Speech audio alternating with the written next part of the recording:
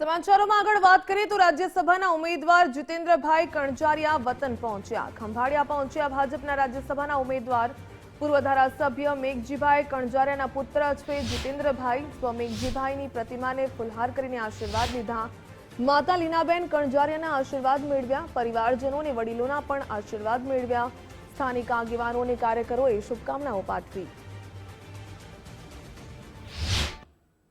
રાજ્યના 4 ઉમેદવાર રાજ્યસભાના જે ડિક્લેર થયા તેમાં મારું નામ શ્રી જીતેન્દ્ર મેઘજીભાઈ કણજારિયા ને ડિક્લેર કરવા બાબત માનનીય પ્રધાનમંત્રી શ્રી નરેન્દ્રભાઈ મોદી સાહેબ, માનનીય રાષ્ટ્રીય અધ્યક્ષ શ્રી નીતિન નબીજી, માનનીય ગૃહમંત્રી શ્રી અમિતભાઈ શાહ સાહેબ, માનનીય મુખ્યમંત્રી શ્રી ભૂપેન્દ્ર પટેલ સાહેબ, માનનીય પ્રદેશ અધ્યક્ષ શ્રી જગદીશભાઈ વિશ્વકર્મા સાહેબ તેમજ સમગ્ર ટીમનો ખૂબ ખૂબ આભાર.